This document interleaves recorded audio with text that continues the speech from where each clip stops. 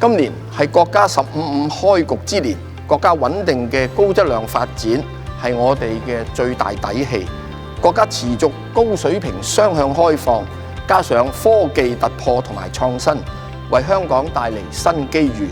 我哋要以創新思維對接好15規劃，因地制宜培育新質生產力，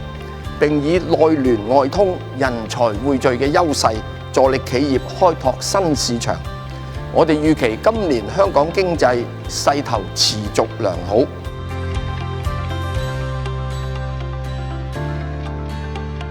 我哋正係爭取喺深港兩個園區實現人員、物資、資金同數據嘅便捷流動，並與內地研究制定科研數據同埋生物樣本過河嘅具體實施方案，例如以白名單、綠色通道等機制，簡化進出嘅手續同埋審批嘅程序。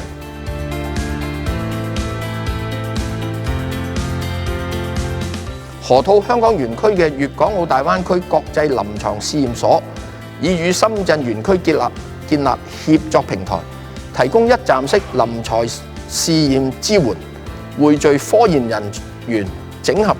數據庫，推動生物醫藥同埋疫苗嘅研發。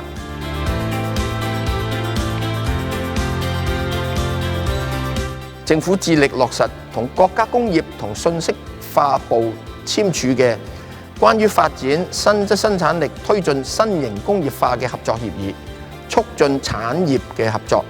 我哋會預留約2億2千萬元喺香港建設首個境外嘅國家製造業創新中心。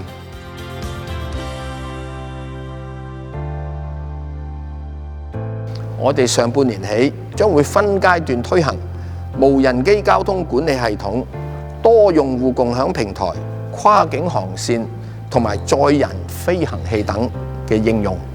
亦正同內地積極探討開展跨境物流試飛嘅項目。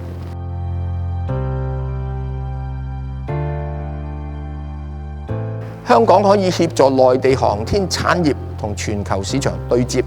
並提供科研、融資、風險管理同埋法律等專業服務。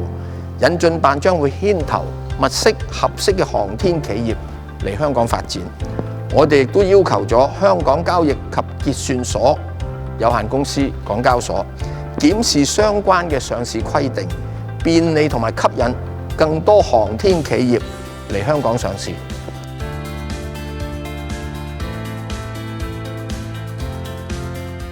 為豐富互聯互通，我哋會積極同內地研究，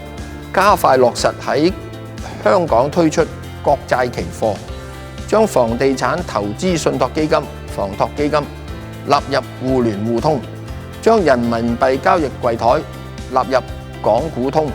以及探索持續優化債券通。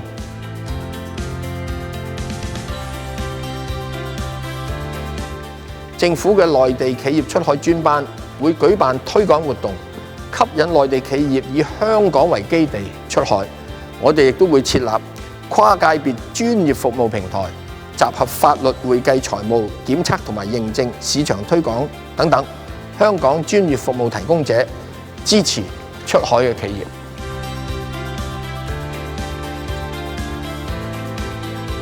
我哋會繼續深化同大灣區以及其他內地省市嘅旅遊協作，並與航空公司探討推出一程多站嘅行程，吸引更多海外旅客到訪香港同埋內地。